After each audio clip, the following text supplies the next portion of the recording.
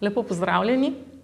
Veseli me, da ste z nami, kljub temu, da lahko spremljamo in soustvarjamo letni posvet le skozi ekrane. Dobrodošli vsi, ki vas zanima stanje izobraževanja odraslih na srednjih šolah in želite razmišljati o možnostih nadaljnjega razvoja tega pomembnega področja izobraževanja. Tanja Možina je v predhodnem prispevku odlično in izčrpno osvetlila izobraževanje odraslih v času epidemije v Sloveniji. Zato je biti za njo kar nekoliko nehvaležna naloga. Potrudila se bom po najboljših močeh. V prispevku bom na kratko predstavila položaj in stanje izobraževanja odraslih na srednjih šolah, torej del izobraževanja odraslih, kot ga vidimo izobraževalci odraslih na srednjih šolah, pa tudi šolskih centrih.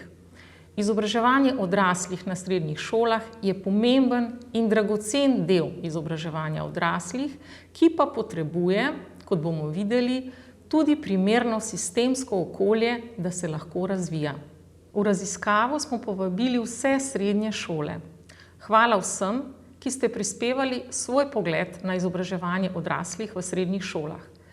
Hvala tudi kolegicam iz Društva ravnatelj Nives Počkar in Zveze srednjih šol in dijaških domov Fani Al-Mansur in Ivanki Stopar. Rezultate danes predstavljam v imenu Društva organizacij za izobraževanje odraslih na srednjih šolah. Sama področje izobraževanja odraslih spremljam že več kot 20 let. Spremljam ga skozi različne vloge, od izobraževalca, torej učiteljice v oddelkih odraslih na srednji šoli, do vodje enote za izobraževanje odraslih, ravnateljice središča za izobraževanje odraslih v srednješolskem centru in sedaj v vlogi direktorice šolskega centra BIC Ljubljana.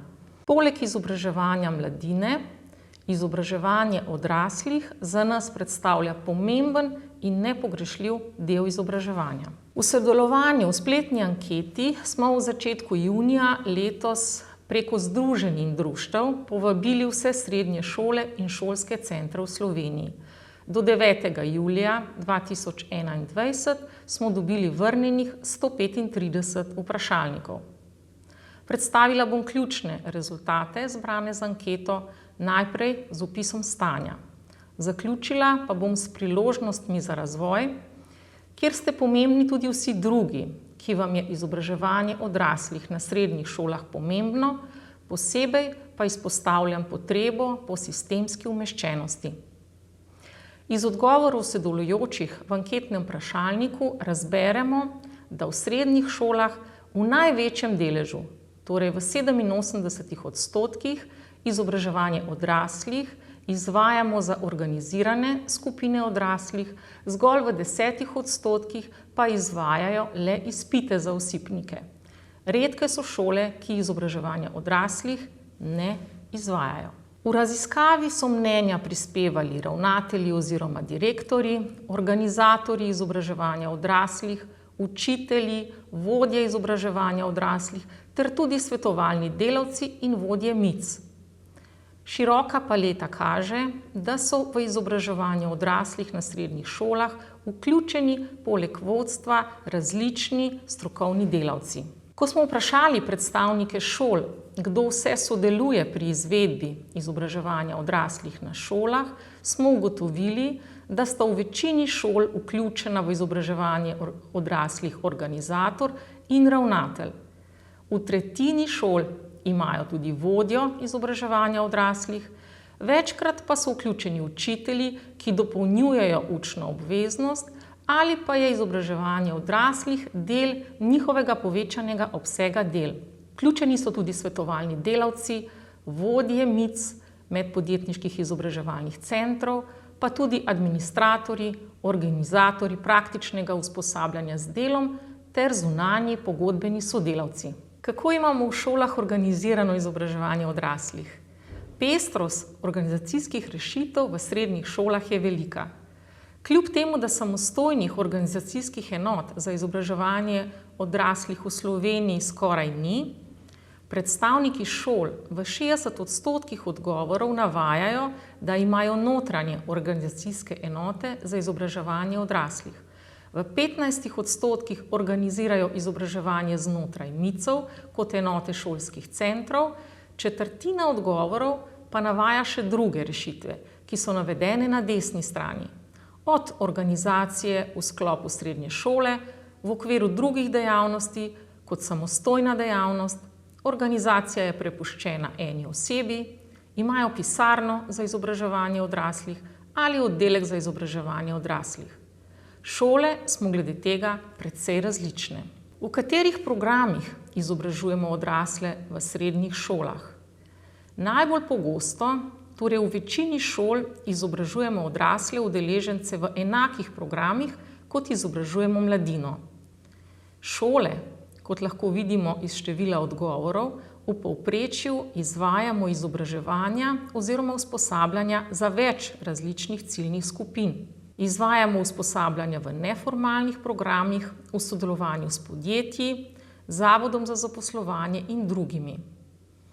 Izobraževanje odraslih večkrat izvajamo tudi v okviru različnih projektov.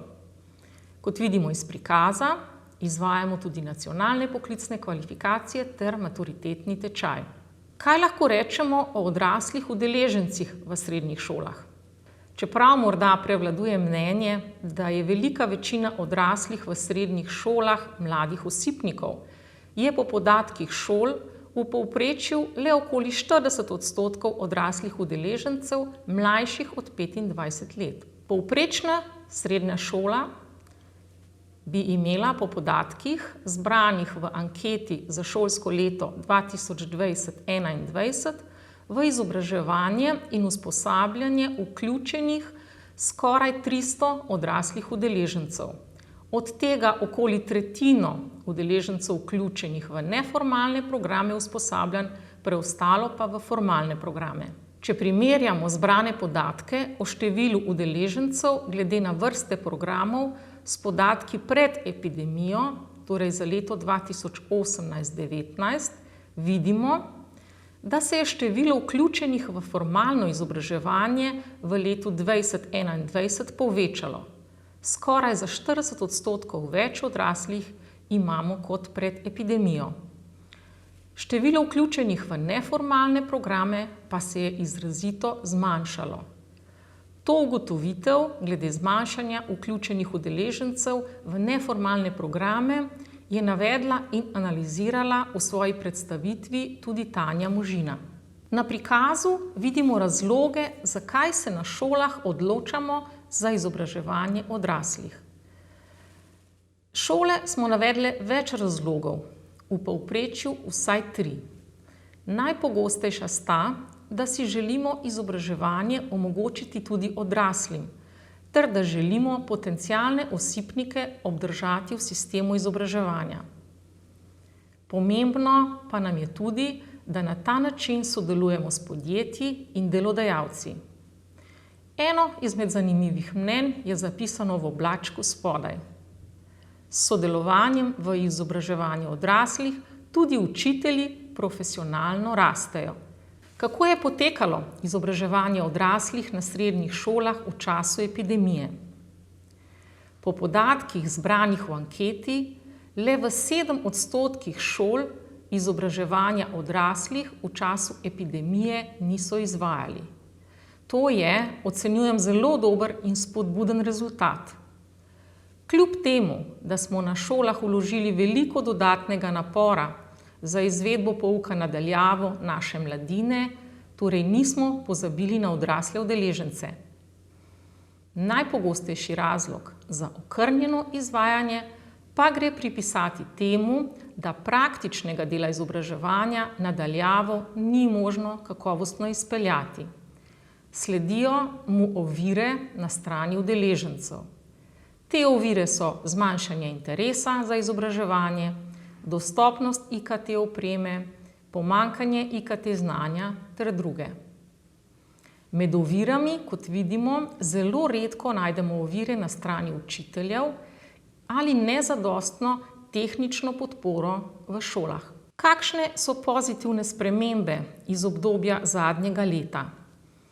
3, s katerimi so se predstavniki šol strinjali v največji meri, so: da veščine uporabe IKT orodij, ki so jih učitelji osvojili zaradi potreb pri izobraževanju mladine, lahko koristno prenesejo tudi na področje izobraževanja odraslih.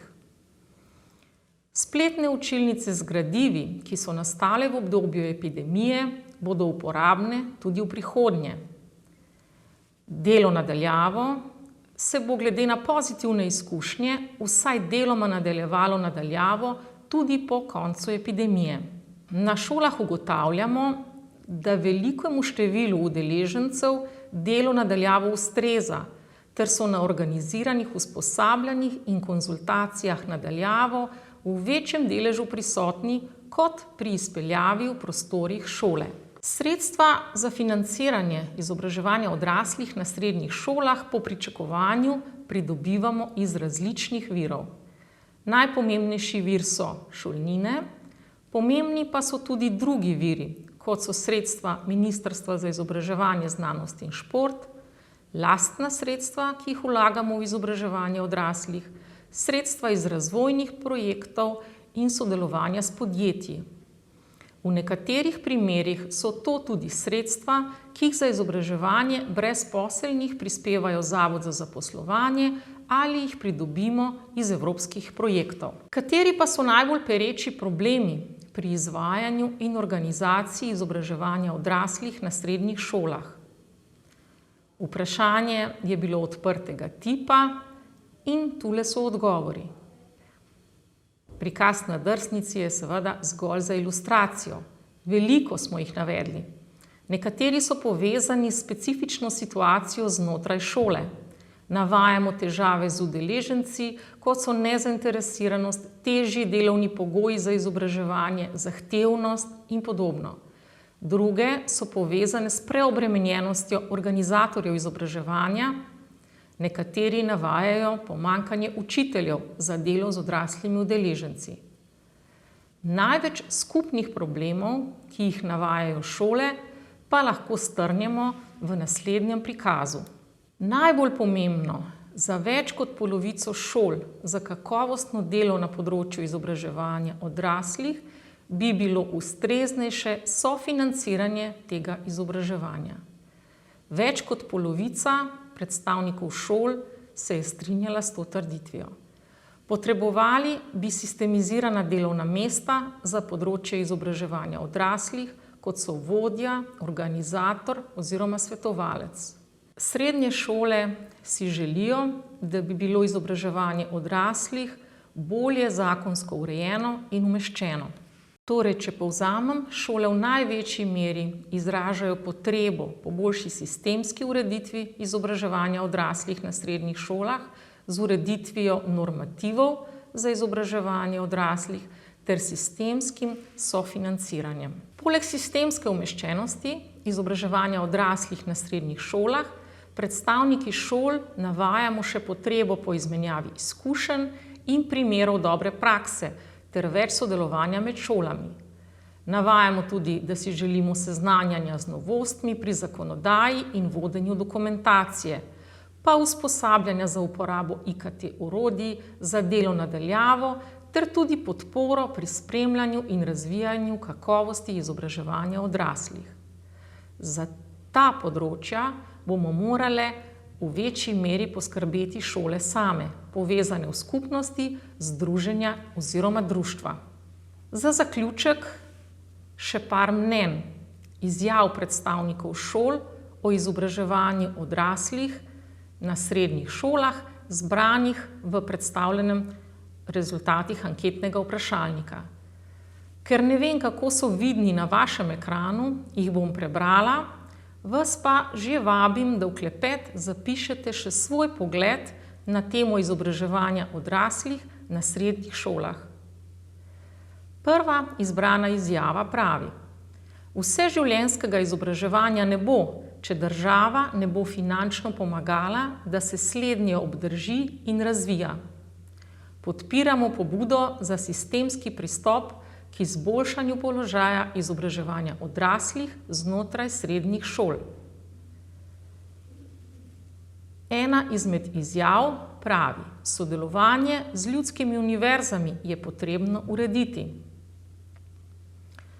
V času pandemije se je polagalo premalo pozornosti na izobraževanje odraslih. Organizatorji smo se morali znajti sami, motivirati tako udeležence kot predavatelje, urejati tudi IKT tehnologijo, svetovati. Pridobili smo si vsekakor veliko izkušenj na področju izobraževanja odraslih na daljavo, ki bo vsekakor uporabno tudi vnaprej.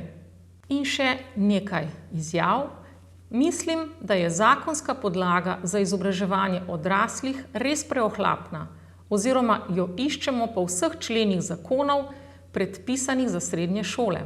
Enak sistem priznavanja formalnega oziroma neformalnega predhodnega izobraževanja, to ni poenoteno in vsaka šola dela po svoje, kar ustvarja nelojalno konkurenco. Srednje šole morajo tudi v prihodnje izvajati izobraževanje odraslih za formalne in tudi neformalne programe, ker imajo ustrezen kader, učilnice in opremo, s čimer lahko zagotavljajo kakovostno izvajanje izobraževanja odraslih. In še zadnja, najbolj kritična izjava v odprtem delu vprašalnika, ki smo jo dobili, pravi: popolnoma podpiram pobudo. Področje izobraževanja odraslih na šolah je potrebno urediti. Na posvetih izobraževanja odraslih, ki jih organizira ACS v sodelovanju z MIZŠ, so nas enostavno izločili. Res me veseli, da temu tokrat ni tako in da smo na programu umeščene tudi srednje šole, ki izobražujemo odrasle udeležence. Če zaključim, izobraževanje odraslih s potrebo po vseživljenjskem učenju v svetu in pri nas postaja vedno bolj pomembno področje. Tako je v slovenskem prostoru pomembno zagotavljati kakovostno izobraževanje odraslih tudi na srednjih šolah. V srednjih šolah izobražujemo pretežni del odraslih udeležencev, ki so vključeni v formalne programe na področju poklicnega in strokovnega izobraževanja. Smo tudi pomemben izvajalec usposabljanj v podjetjih. In prepričana sem, da lahko le na podlagi podatkov in zbranih mnenj skupaj z vsemi zainteresiranimi, predvsem tudi podporo Ministrstva za izobraževanje, znanost in šport, načrtujemo razvoj izobraževanja odraslih v prihodnjih letih. Še enkrat hvala vsem za sodelovanje.